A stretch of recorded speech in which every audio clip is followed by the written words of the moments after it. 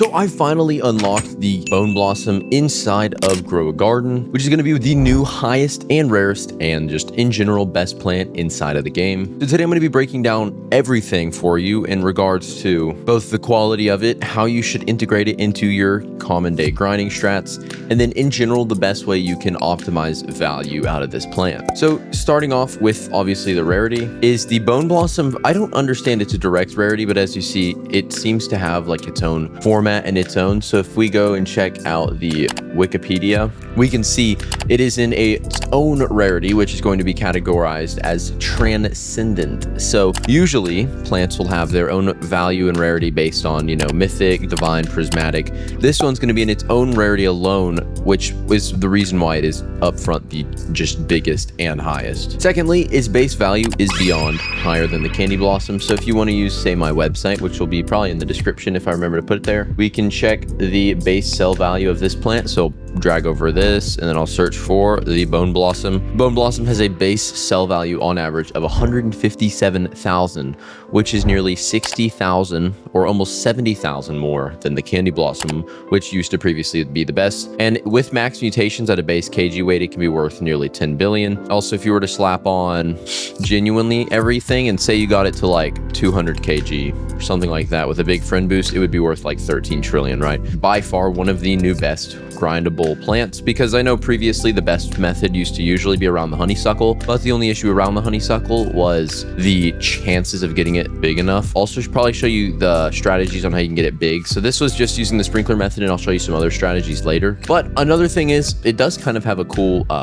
like decorational design, which I do really like. As you see, this one is 26 kg. So this one, if this one right here had every mutation, so say it was the 26.6, I think, with max mutations on the Bone Blossom, this would be worth nearly 100 billion at max. And this isn't even that big considering there's a lot of better ones out there. So there we go. So pretty much starting off on the way you get it, the most reliable strategy is through the prehistoric quest. And now this is when a lot of people get a bit annoyed, is it is absurdly pay to win. Like, I'm gonna be upfront, I bought the skip quests every single time. Oh my god, bro. Oh hell no, man. I've never did I haven't done any quests legitly. I've just bought it every time, which does also beg the question if this is directly pay to win or not. And for right now, I believe it is partially kind of pay to win, considering I've done practically nothing and I have it through just buying it. So for most people, right, if you have to get on each day or every hourly period whenever it's back open and you have to sit and grind it, it would be very difficult for most people. Now for me, I'm able to just get on and, buy the skip and then I'm just fine and set, right? So for the most part, this is kind of a bit pay to win, but nonetheless, it is still very broken. Now, the next thing we're gonna look at is more of a pro tip you can use. So I would recommend trying to get the base size. So you can once again use my website, which will be in the description. This is why I would recommend using my website. So you can check the size of a plant by calculating its value based on its base. So you can check, I would recommend getting it at least 100 times the normal size before you think it's worth. Maybe not 100, but like I would recommend maybe 100 kg is what I meant, not 100 times. 100, 200 kg would be wild, but that comes down to luck. So we'll stick with 100. And if you want to get it to 100 kg, what you can do to check the kg of a plant is you'll find one that's grown. So if I could find a Bone Blossom, this one right here, this Bone Blossom is this much. So I'm going to take a screenshot of that and then I'm going to send it over here in Discord on my other monitor so I can check it. So what I'll do is this has no mutation. I'll come over to my website and then there's this section right here where you can value on the weight mode. So I can check the value of it. So I can see this one is worth 2.30829 update. So its estimated weight is 20.897 kg or 20.89. So we'll take this, put it in there. And then now we can see that this is estimated to be around 2.336, which it was 2.337. But if we once again put in the 7 at the end, it would be even closer to the initial put in. So obviously it's not down to the exact number, but it is pretty accurate. So you could use this to get an estimate of if it's worth. So I would recommend trying to get it to maybe 100 kg before you grind it. Because once again, if you do max out mutations on something like this, it's gonna have crazy value. Now, furthermore, I do think this is actually gonna be benefited by some pets. So in the new pre prehistoric update, I do believe there might be some pets that can affect this, but for the most part, you want to use this. Now, I don't think this is directly tied into, say, like the toucan, which has, you know, the ability to make tropical plants bigger.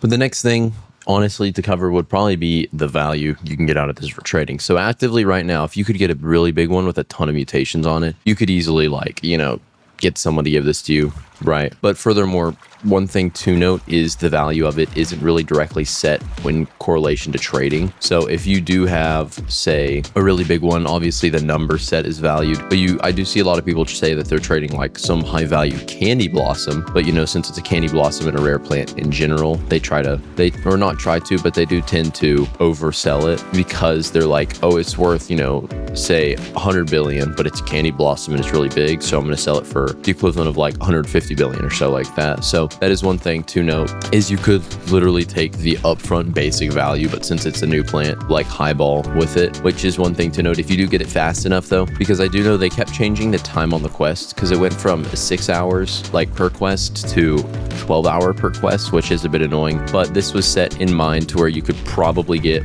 1 or 2 throughout the whole week. But for me, right, it's like the second day of the week, so 3 days into the update, and I already got mine, so most likely I could get 2 or close to 3, and I'm hoping I can get 3 because it would be annoying, right? I know I'll get 2, but if it's like just barely 2 and then almost the 3rd one, and then I can't because, you know, the updates event ends. So for the most part, you do want to try to make sure you do take advantage of, if you can, honestly, just buy the skip quests, because it is a bit of a pain and a hassle to do each day. But once you have it, the best way you can grind money on it is, I would recommend starting off with, if you already have a lot of progress in, say, eggs and all that, and you have a bunch of these dinosaur eggs, you should honestly try to use like the new pets, because if you can get the new like T-Rex or something and you have a bunch of just assorted mutations throughout your whole garden, pretty much what the ability that T-Rex has is it'll take a mutation off of a plant, right, and then it'll apply that to a bunch of plants with like around it. So say this one, right, has honey glazed, it could take honey glazed off of that and apply it to a bunch around it, which is not too good considering, you know, it's only honey glazed. But say it could do it to like ceramic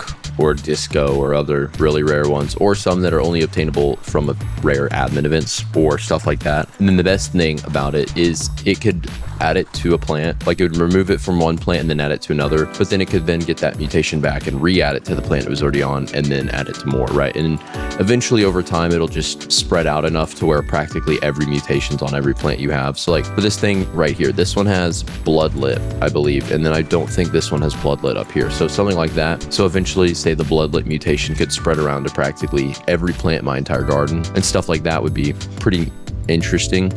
But once again, until, you know, that happens, you want to try to get potentially the T-Rex to combine with this. And then furthermore, I would recommend for grinding mutations, try to take advantage of basic macroing to stay online in the game, and obviously you could just AFK buy stuff, which is really the only benefit to it, so that this can continuously get in things. And if you can and are willing to, I'd recommend getting as many reclaimers as you possibly can. And the reason for this is you can use the reclaimer tool to pick up more stuff in your garden, because once again, if you're also using the T-Rex, this is just in general, if you're using the T-Rex, there's a good shot that it'll apply the mutation, but also other admin events or in general weather events there will be a more likely chance it'll actually to that bone blossom rather than hoping that it does and getting it on a bunch of other random stuff. But for the most part, I am going to probably try to get this to have a good like trillion or more sell value, and then I'll probably grind it with raccoons or something. But anyways, that's pretty much it. If you know, got the bone blossom or think it needs a buff or a nerf, make sure to leave a comment on that and your take on the new update, and I'll try to answer to them, and I'll see you on the next one.